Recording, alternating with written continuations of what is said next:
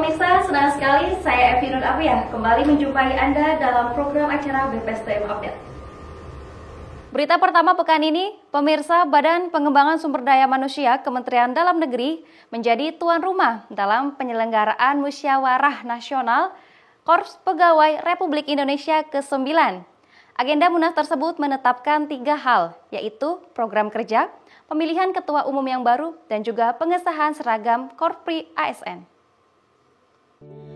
Munas 9 Korpri berlangsung di Auditorium BPSDM Kementerian Dalam Negeri, diselenggarakan pada 28 sampai 29 Januari 2022. Kepala BPSDM Kementerian Dalam Negeri, Teguh Setiabudi mengatakan, pihaknya menyambut baik acara Munas tersebut, serta memastikan Munas telah berjalan lancar dan hikmat. Perhelatan besar dari organisasi yang diikuti jutaan PNS di belahan Indonesia itu juga menetapkan Prof. Zudan Arif Fakrullah sebagai Ketua Umum DP Korpri Nasional periode 2022 sampai 2027. Ya, harapannya ya Korpri maju terus. Tadi di dalam agenda hari kedua sudah ditetapkan terkait program kerja DPN Korpri untuk periode 2022-2027. Mudah-mudahan itu terrealisir, itu luar biasa dan bagus. Dan mudah-mudahan juga seluruh anggota Korpri nantinya juga semakin merasa memiliki Korpri dan juga makin sejahtera, Korpri maju terus. Pada kesempatan yang sama, Prof. Zudan Arif Fakrullah selaku Ketua Umum yang terpilih kembali memimpin organisasi ASN mengucapkan terima kasih atas dukungan BPSDM Kementerian Dalam Negeri telah mensukseskan Munas 9, di mana salah satu agendanya adalah pemilihan ketum yang dilakukan secara aklamasi. Zudan bersama pengurus Korpri akan segera menjalankan program yang telah disepakati dalam Munas 9 sepanjang masa jabatannya, yaitu 5 tahun. Sehingga Zudan berharap dirinya mendapat dukungan penuh dari pemerintah dan para ASN untuk bersama-sama membangun organisasi menjadi lebih baik lagi.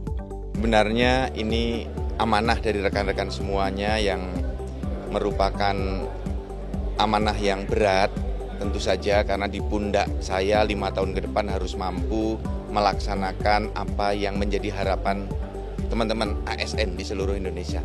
Mudah-mudahan dengan dukungan semua pihak, dukungan dari pemerintah, dari ASN di seluruh Indonesia, beban yang berat tadi bisa menjadi beban yang ringan dan menjadi tantangan kita bersama untuk mewujudkan. Saya tidak menduga bahwa seluruh peserta Munas dari seluruh Indonesia memilih saya secara aklamasi untuk menjadi Ketua Umum di periode 2022-2027. Pemirsa, Direktorat Jenderal Bina Pemerintah Desa Pemdes tengah mengembangkan pemungutan suara menggunakan sistem e-voting dalam Pilkades serentak mendatang. E-voting dibuat sebagai upaya untuk memperbaiki proses demokrasi di tingkat desa.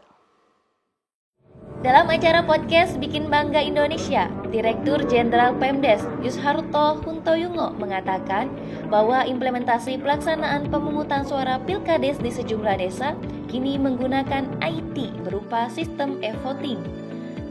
Pemilu elektronik atau e-voting merupakan sistem digital yang bisa digunakan mulai dari tahap pembuatan surat suara, pengiriman, pemungutan suara, penghitungan, hingga tabulasi ke data center. Dengan adanya e-voting diharapkan dapat mengurangi kecurangan saat proses pemilu nanti. Masalah e-voting ini merupakan salah satu upaya yang dilakukan untuk memperbaiki proses demokratisasi di tingkat desa yang dilakukan bekerjasama dengan Badan Pengembangan Teknologi atau BPPT yang sekarang ini sudah menjadi BRIN. Implementasinya kita sudah lakukan sejak tahun 2013 yang dari waktu ke waktu ada kecenderungan kabupaten dengan jumlah desanya ini semakin banyak dari tahun ke tahun. Berdasarkan informasi yang diperoleh, sistem e-voting sudah diterapkan di desa sejak 2013 dan semakin eksis di tahun 2020. Setidaknya sudah ada ratusan desa yang menerapkan sistem e-voting. Adapun alat yang digunakan untuk sistem e-voting berupa layar sentuh yang diletakkan di bilik suara di lokasi TPS.